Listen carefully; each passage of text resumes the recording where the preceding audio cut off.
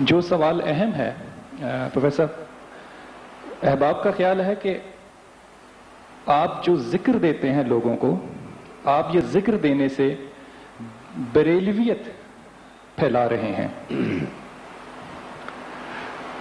جناب والا، یہ سوال تو نہیں ہے، ایک پرسنل ایکسپلینیشن مجھ سے لی گئی ہے، اور میں آپ کو ضرور واضح کر دوں کہ ذکر میں اس لیے خود بھی کرتا ہوں اور اس وقت سے کر رہا ہوں جب سے میں نے اپنی پوسٹ گریجویشن انگلش میں مکمل کیے، تب سے کر رہا ہوں اور بڑا سوچ سمجھ کے کر رہا ہوں۔ اس لیے کہ جیسے میں نے قرآن حکیم پڑھا، جب میں یہ کنفرم ہو گیا کہ خدا موجود ہے اور مجھے ہر قیمت پہ اس کے تقرب کی تلاش ہوئی، تو میں نے اس پروسیس کو ڈھونڈنے کی کوشش کی جس سے اللہ کے بندہ قریب جا سکتا ہے۔ تو میں نے یہ دیکھا کہ قرآن حکیم میں اللہ نے کہا تھا کہ اتلو ما اوحی الیک من الکتاب، کہ کتاب کی تلاوت کرو، وَآقِمِ الصَّلَاةَ، اور نماز قائم کرو، اِنَّ الصَّلَاةَ تَنْہَا عَنِ الْفَحْشَاءِ وَالْمُنکَرِ وَلَذِکْرُ اللَّہِ اکبر۔ مگر اللہ کی یعنی نماز قائم کرنے کا بھی اسی آیت میں حکم دیا، قرآن حکیم پڑھنے کا بھی اسی آیت میں حکم دیا، اور ساتھ ساتھ یہ کہا وَلَذِکْرُ اللَّہِ اکبر، وَاذْکُرْ رَبَّکَ کثیر، سبح اسم ربک الاعلی، سبح اسم ربک، یعنی جگہ جگہ اللہ تعالیٰ نے اتنا حکم دیا اپنی تسبیح کا اور اپنے اذکار کا اور اپنے ذکر کا کہ مجھے یہ یقین ہو گیا کہ اگر قرب خداوند کا کوئی ذریعہ ہے، میں نماز اور روزہ کو ایمان اور اسلام کی ابتدا سمجھتا ہوں۔ میرا خیال یہ ہے کہ اگر آپ مسلمان ہو گئے ہیں تو آپ پر نماز اور روزہ ایک فرض ہو گیا ہے جسے کوئی بھی انسان چھوڑ نہیں سکتا، انکلوڈنگ دی پروفٹ۔ مگر آپ کیا 70-80 سال کی عبادات میں صرف نماز و روزہ پہ ہی قائم رہیں گے، یا اس کے ذہنی، اخلاقی اور دوسرے درجات کی تلاش بھی کرنے کی کوشش کریں گے؟ If beginning is a beginning, there must be some end to the process جو ہمیں ملتا ہے۔ اگر نماز و روزے کا یہی مقصد ہے کہ ہم اسے مستقلاً ایک انٹری کی حیثیت سے اختیار کریں اور 70 سال تک عبادت کے باوجود خدا کا کوئی شعور، کوئی فیلنگ، کوئی احساس ہمارے اندر پیدا نہ ہو، تو میرا خیال یہ ہے کہ ایسا اسلام جو ہے محض تقلیدی ہے اور محض شرعی ہے۔ حضرات محترم، میں طریقت کو شریعت کی نیت کہتا ہوں۔ اگر اعمال شرع بغیر پروردگار عالم کے حصول محبت، بغیر اس کی فیلنگ کے احساس سے آپ کیے جا رہے ہیں تو وہ محض اعمال رہیں گے۔ یہ اللہ کی مرضی ہے کہ ان پہ آپ کو نجات دیتا ہے یا نہیں دیتا، مگر طریقت یہ چیز ہے کہ آپ اپنے اعمال کی نیت شروع سے ہی درست کر لیں کہ آپ کوئی عمل کس لیے کر رہے ہیں۔ حضور اکرم صلی اللہ علیہ وسلم کا ارشاد گرامی ہے کہ اگر آپ کو کوئی کسی قسم کا اعمال میں شبہ ہو تو ہر عمل کے پہلے اس کی نیت کر لیا کرو۔ میں مسلمان ہونے سے پہلے مجھے اسلام سے کوئی اتنی رغبت نہیں، فرینکلی ٹیلنگ یو، مذہب سے کوئی اتنی رغبت نہیں ہے، مگر جب بھی مجھے خدا کی تلاش ہوگی، جب بھی میں اپنے اللہ کے لیے اپنی طلب پاؤں گا، میں اس کا احساس پاؤں گا، تو مجھے ضرور کسی نہ کسی مذہب کو جانا پڑے گا۔ اور تمام مذاہب کا آدم علیہ السلام سے لے کر آقا و رسول محمد رسول اللہ تک شریعتیں بدلتی رہی ہیں، کبھی یکساں نہیں رہیں، but one purpose of religion was one and the same, اور وہ یہ کہ مذہب خدا کی طرف چلنے کا رستہ تھا۔ اسی لیے جب کسی انسان کو خدا کی تلاش ہوئی تو اس نے کسی نہ کسی مذہب کا رسوخ چاہا، کسی نہ کسی مذہب کی اپروچ آئی۔ اب جب مذہب جو ہے اکمپلشمنٹ کو پہنچ گیا اور اپنی مظاہر و ادوار تہذیبیہ سے گزرتا ہوا اسلام میں ڈھل آیا، تو ایک مذہب جو ہے آپ کو BA تک لے جاتا ہے، ایک MA تک لے جاتا ہے۔ Gradually the human progress has been being made in religion also۔ جہاں باقی ادوار انسانیت میں ترقی ہوئی، وہاں مذہبی انڈرسٹینڈنگ اور اکمپلشمنٹ میں بھی ترقی ہوئی، حتیٰ کہ جب اسلام آیا تو کیٹیگریکلی پروردگار نے فرمایا الیوم اکملت لکم دینکم واتممت علیکم نعمتی. تو اسلام کے بعد نہ صرف یہ کہ اسلام کو مکمل نعمت اور اخلاص کہا، بلکہ اس کی کاسٹ پہ ہر دوسری اپروچ منع کر دی. فار ایگزامپل آج اگر مجھے خدا کرسچینٹی سے مل جائے یا بدھزم سے مل جائے یا شاونزم سے مل جائے یا کسی بھی cultural aspect of other people اور ادر نیشن سے مل جائے تو اسلام میں سچ مجھ پر بائنڈنگ نہیں رہتی. اسلام کی مجھے کوئی ضرورت نہیں رہتی، کیونکہ مقصد اللہ کا حصول اللہ کی محبت ہے. اس لیے کیونکہ اسلام سے باہر بھی اللہ مل سکتا ہے، اس لیے اسلام کوئی فائنلٹی کی حیثیت نہیں رکھتا. مگر یہ بات خداوند کریم نے خود ہی بیان کر دی اور کہا ان الدین عند اللہ الاسلام. اسی ایک فائنلائز ڈیٹا میں اللہ نے کہا وَمَنْ يَبْتَغِ غَيْرِ الْإِسْلَامِ دِينًا فَلَنْ يُقْبَلَ مِنْهُ. اب اگر اسلام کے سوا تم کسی اور رستے پہ چل کے میری طرف آئے تو میں قبول نہیں کروں گا. تو حضرات محترم، جس کو خدا عزیز ہے اسلام اس کی مجبوری ہے، اسلام اس کا مقصد ہے. This is the only way to God. Therefore everybody who is looking for God is looking for Islam at the same time. اب اسلام میں داخل ہونے کے بعد طلب تو نہیں مر جاتی. نماز اور روزے سے آپ کی طلب کی سیٹسفیکشن نہیں ہوتی. اس لیے جو شخص بھی قربت خداوند میں اور محبت اور رضا الہیہ میں آگے بڑھنا چاہتا ہے اور اپنے تعلق کو مزید استوار کرنا چاہتا ہے، اس کو مزید کسی پروسیس کی لگن ہوتی ہے. تو جیسے میں نے عرض کیا آپ سے کہ اللہ نے کہا فَاذْكُرُونِي أَذْكُرْكُمْ وَاشْكُرُوا لِي وَلَا تَكْفُرُونَ. جیسے اس نے کہا کہ اُتْلُ مَا أُوحِیَ إِلَيْكَ مِنَ الْكِتَابِ وَأَقِمِ الصَّلَاةَ إِنَّ الصَّلَاةَ تَنْهَىٰ عَنِ الْفَحْشَاءِ وَالْمُنكَرِ وَلَا ذِكْرُ اللَّهِ أَكْبَرُ. مگر ہماری یاد بہت بڑی بات.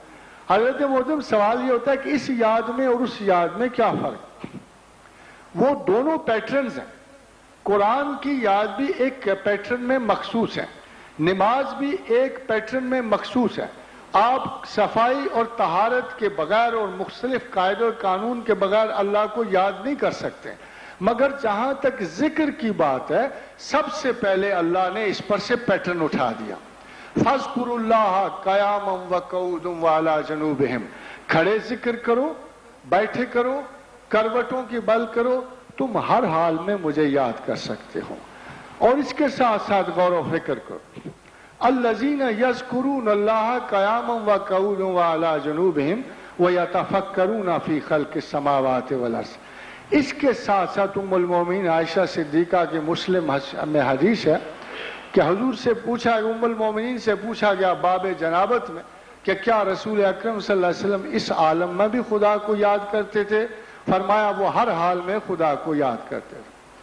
تو یہ وہ یاد ہے جس پہ کسی قسم کی پابندی، کسی قسم کا قاعدہ، کسی قسم کا پیٹرن لاگو نہیں ہے. یہ وہ یاد ہے کہ جو یونس بن متی مچھلی کے پیٹ میں ہر قسم کی بلا میں، مصیبت میں، غلاظت میں، حتیٰ کہ اس کا بدن بھی گل جائے تو وہ اللہ کو یاد کر سکتا ہے. باقی پیٹرنز جو ہیں وہ ٹوٹ جاتے ہیں، مگر یاد کا پیٹرن جو ہے کبھی نہیں ٹوٹتا. اب سوال یہ پیدا ہوتا ہے کہ خدا کو کیوں یاد کیا جائے اور کس لیے کیا جائے؟ تو خدا اس چیز کے خلاف ہے کہ اسے خوف و وحشت سے یاد کیا جائے. اس کے برعکس پروردگار نے نشاندہی کی کہ مجھے بالکل اسی طرح یاد کرو جیسے فَاذْكُرُوا اللَّهَ كَذِكْرِكُمْ آبَاءَكُمْ أَوْ أَشَدَّ ذِكْرًا. جیسے تم آبا و اجداد کو یاد کرتے ہو، جیسے اپنے محبت کرنے والوں کو کرتے ہو، جیسے جن سے تمہیں انس ہوتا ہے ان سے یاد کرتے ہو، مگر ذرا زیادہ کرو تاکہ مجھے یہ یقین ہو کہ میرا بندہ ہر چیز سے بڑھ کر مجھے یاد کرتا ہے. تو حضرات محترم، یہ جو تسبیح ہے یہ میری اپروچ کا حصہ ہے. تصوف میں جو اپروچ میں سلسلہ جنیدیہ سے تعلق رکھتا ہوں، اور اس میں ہماری بڑی سادہ سی 3 اپروچز ہوتی ہیں کہ the top priority is a mental question and it always goes to God. Top priority جسے ترجیح اول کہتے ہیں، یہ سب سے پہلا سوال ہے اور ذہنی سوال ہے اور یہ ہر قیمت پر خدا کو جائے گا. اس پرائیورٹی کی مینٹیننس جو ہے نماز اور ذکر سے ہے، اور چونکہ نماز وقتی ہے اس لیے ذکر ہر وقت جاری رہے گا, so that we may continue to maintain the priority till a long time.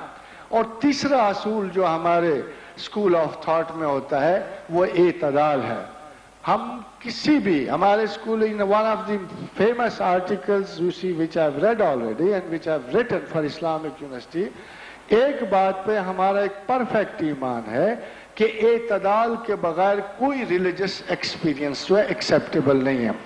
Psychology of the self کو سمجھے بغیر کوئی بندہ نارمل نہیں ہو سکتا, اور نارملسی کے بغیر کوئی ریلیجس ایکسپیرینس ایکسیپٹیبل نہیں ہو سکتا.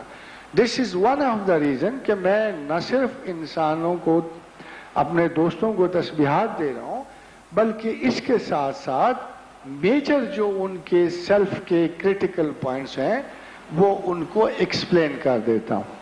This is the job of سم بڈی, آئی مین سے جو اسپیشلسٹ ہے, ایک میکنائزڈ سیلف کا اسپیشلسٹ ہے, کہ I don't have to look into and ask people about their problems.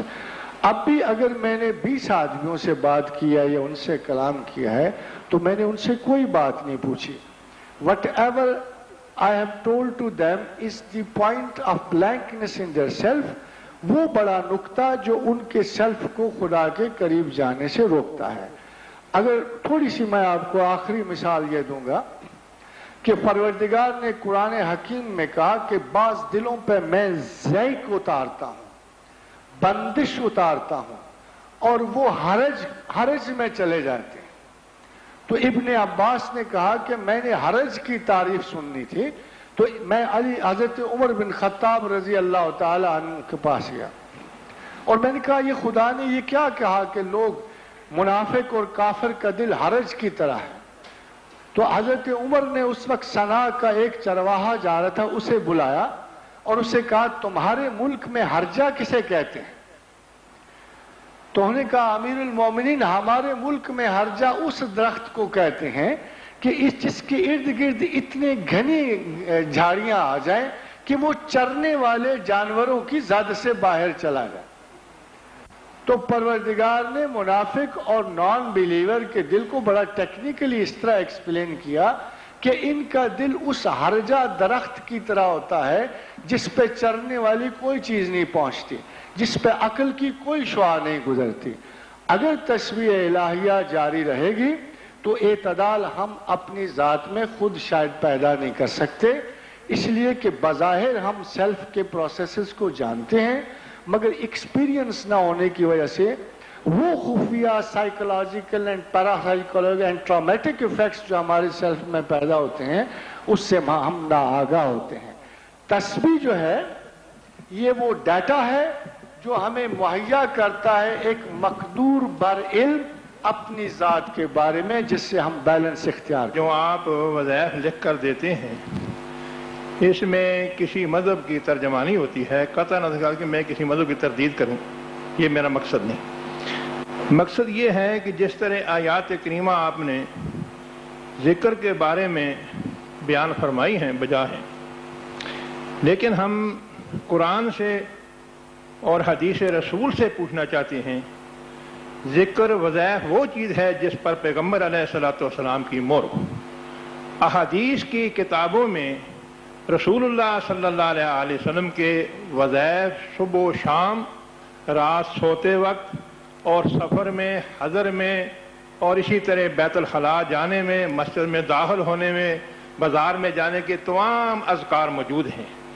اگر اس سنت کے مطابق آپ سے کوئی سوال کرتا ہے, آپ سے تسبیحات مانگتا ہے, تو میری رائے یہ ہے کہ آپ دوسری طرف نہ نکل جائیں, آپ سنت کا مطالعہ کریں, حدیث کا مطالعہ کریں. حدیث میں بڑے بڑے مفید وظائف ہیں کہ جن میں اللہ تعالیٰ بہت برکات عطا فرماتے ہیں. اس میں ہے نماز کے بعد, ضرور میں وہی دیتا ہوں, میں عرض کروں, میں کو دیکھے ہیں لکھے ہوئے نا آپ کے, تو اس لیے میں گزارش کروں گا, بات نہیں کرنا چاہتا, آپ کسی کو اگر وظیفہ سکھائیں تو حدیث رسول کے مطابق سکھائیں.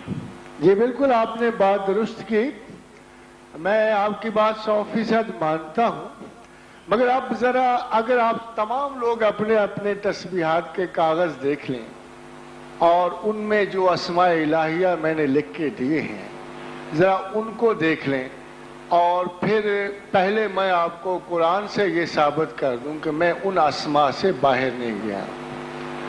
هو اللہ الذی لا الہ الا ہو عالم الغیب والشہادۃ هو الرحمن الرحیم۔ هو اللہ الذی لا الہ الا ہو الملک القدوس السلام المومن المہیمن العزیز الجبار المتکبر سبحان اللہ عما یشرکون۔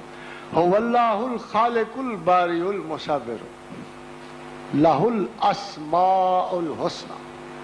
اللہ کہتا ہے یہ میرے سب اچھے نام ہیں، صرف یہیں بس نہیں کرتا بلکہ فرماتا ہے یسبح لہ ما فی السماوات والارض، کہ زمین و آسمان میں سب انہی اسماء کی تسبیح کر۔ وہو العزیز الحکیم۔ اگر آپ غور کیجئے گا تو تمام جو میں نے اسماء الہیہ ان کو لکھ کے دیے ہیں وہ اسی آیات میں سے مشتق ہیں، اور چونکہ پروردگار نے کہا کہ زمین و آسمان میں تمام لوگ انہی اسماء کی تسبیح کرتے ہیں، تو میں اس میں سلام و مومن و اللہ و رحمان و رحیم و کریم اور یا ذل جلال والاکرام۔ اب سنیے، یہ تو ہوئی اللہ کی بات، اب سنیے حدیث کی بات۔ حضور گرامی مرتبت مسلم شریف میں درج ہے کہ ایک صحابی کے پاس سے گزرے، پوچھا کیا پڑھ رہے ہو؟ فرمایا یا رسول اللہ یا ذل جلال والاکرام پڑھ رہا ہوں۔ فرمایا مانگو اس نام سے اللہ دیتا ہے، مانگو اس نام سے اللہ دیتا ہے۔ سفر کرتے ہوئے حضرت ابو موسیٰ اشعری کو، سلیمان بن اشعث جن کا نام ہے، بخاری اور مسلم کی حدیث ہے کہ حضور گرامی مرتبت نے پوچھا ابو موسیٰ کیا کر رہے ہو؟ فرمایا یا رسول اللہ لا حول ولا قوت الا باللہ پڑھ رہا ہوں۔ کہا 99 مصائب اس سے دور ہوتے ہیں اور سب سے چھوٹی مصیبت غم ہے۔ تو حضرات گرامی آج تک زندگی میں تو قرآن و حدیث کی جو اسناد مجھے حاصل ہیں وہ حضور نے فرمایا کہ سبحان اللہ و بحمدہ سبحان اللہ العظیم آسمان چہارم کا کلمہ ہے، اور ملائکہ آسمان چہارم سے پڑھتے ہیں۔ کوشش تو میں یہی کرتا ہوں کہ کسی قسم کا کوئی کانسیپٹ ایسا انٹروڈیوس نہ ہو جائے جس سے، اس لیے نہیں کہ میں کوئی بریلوی یا دیوبندی ہونے سے ڈرتا ہوں یا اہل حدیث ہونے سے ڈرتا ہوں یا آپ سے کہنے سے ڈرتا ہوں کہ میں دیوبندی اور بریلوی اور اہل حدیث ہوں۔ اس بارے میں میرا ایک بڑا سادہ سا مسلک ہے کہ جس چیز کی مجھے تلاش ہے، اگر مجھے بریلوی دے دے گا تو میں بریلوی ہوں، اگر مجھے دیوبندی دے گا تو میں دیوبندی، مجھے تو خدا کی تلاش ہے۔ اگر 10 لاکھ بریلی موجود ہیں اور ان میں سے مجھے ایک بھی بریلوی مل جائے جو ٹاپ پہ بیٹھا ہو، 10 لاکھ سے تو میں خدا نہیں ڈھونڈوں گا، اگر ایک بھی بریلوی مجھے عالم و مولوی یا پیر و فقیر مل جائے اور وہ مجھے کہے کہ آؤ میں تمہیں خدا دے دیتا ہوں تو میں بریلوی ہوں۔ اگر اہل حدیث میں سے کوئی مل جائے کہ میں تمہیں خدا دلا دیتا ہوں، مگر بدقسمتی سے اسکول آف تھاٹ تو اپنی اپنی باؤنڈریز میں محدود ہو گئے ہیں۔ طلب خدا کی جگہ ایک نامینل ہیڈ کو تو انہوں نے رکھا ہوا ہے۔ آپ ذرا سوچئے تو حضرات گرامی مرتبہ، صبح اور شام اخباروں میں آپ پڑھا ہوا دیکھتے ہیں کہ اسلام بہترین نظام حیات، اسلام بہترین نظام عمل، اسلام بہترین نظام ازدواج، اسلام بہترین نظام اخلاق، یہ سارے کا سارا پورا نظام بہترین مل کر ایک بندہ خدا نہیں پروڈیوس کر سکتا۔